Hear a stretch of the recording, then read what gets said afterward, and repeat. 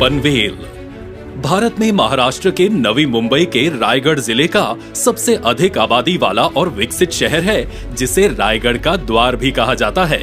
JNPT बंदरगाह, जो भारत का सबसे बड़ा कंटेनर पोर्ट है, पनवेल के पास है। ये बंदरगाह ज्यादातर महाराष्ट्र, मध्य प्रदेश, गुजरात, कर्नाटक तथा उत्तर भारत के अधिकांश हिस्सों से आने जाने वाले मालवाहक यातायात को संभालता है।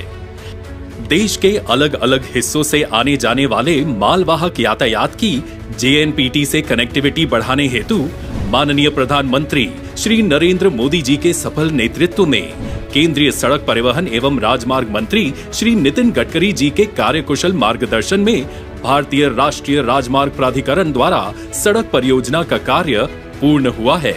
राष्ट्रीय राजमार्ग प्राधिकरण द्वारा परिचालित ये परियोजना Mumbai JNPT port road connectivity company limited यानी MJPCL की ओर से संचालित की जा रही है, जिसमें जेएनपीटी के 51%, राष्ट्रीय राजमार्ग प्राधिकरण के 43% तथा सिडको के 6% शेयर शामिल हैं। कुल 44.527 किलोमीटर लंबाई वाली और 3,400 करोड़ रुपए निवेश मूल्य की इस परियोजना का आज केंद्रीय मंत्री श्री नितिन गडकरी द्वारा राष्ट्र के प्रति समर्पण होने जा रहा है। साथ ही national highway 48, Mumbai Pune expressway, national highway 548 तथा सायन पनवेल हाईवे को जोड़ने वाले कलम्बोली जंक्शन का उन्नतीकरण और सुधार कार्य एवं प्रस्तावित नई मुंबई अंतर्राष्ट्रीय हवाई अड्डे के पूर्वी प्रवेश द्वार जंक्शन का भूमि पूजन समारोह संपन्न हो रहा है। इस परियोजना की विशेषताएं इस प्रकार हैं। पैकेज 1 अंतर्गत ईपीसी तत्व पर नेशनल हाईवे 348 तथा 348A पर फुल क्लोवर लीफ कराल फाटा इंटरचेंज का निर्माण करना, 4.59 किलोमीटर लंबाई वाली और 539 करोड़ रुपए लागत मूल्य की इस परियोजना में 5 ROB, 4 लूप्स, 4 रैंप तथा 2 एलिवेटेड कॉरिडोर का निर्माण किया गया है, जिससे जेएनपीटी के प्रस्तावित चौथे टर्मिनल की कनेक्टिविटी बढ़ेगी।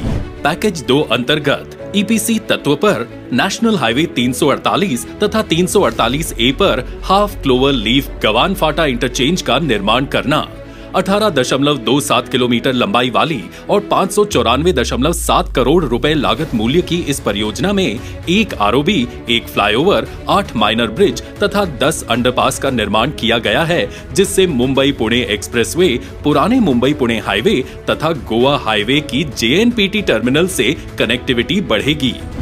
पैकेज 3 अंतर्गत ईपीसी तत्व पर नेशनल हाईवे 348A तथा आमरा पर नेशनल हाईवे 348 का निर्माण करना, 11.09 किलोमीटर लंबाई वाली और 504 करोड़ रुपए लागत मूल्य की इस परियोजना में 3 फ्लाईओवर, 2 मेजर ब्रिज, 4 अंडरपास तथा 1 एलिवेटेड कॉरिडोर का निर्माण किया गया है। इससे नई मुंबई अंतर्राष्ट्रीय हवाई अड्डा तथा मुंबई की जेएनपीटी टर्मिनल से कनेक्टिविटी बढ़ेगी।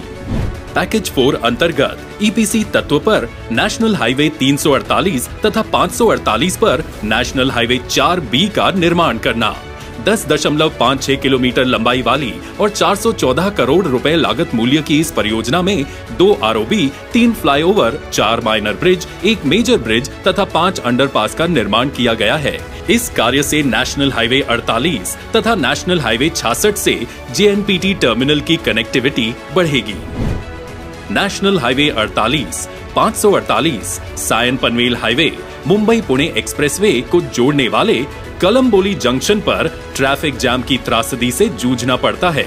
इसलिए इस जंक्शन का अंतर्राष्ट्रीय दर्जे का उन्नयन तथा सुधार करने हेतु परियोजना प्रबंधन सलाहकार की नियुक्ति की जा रही है।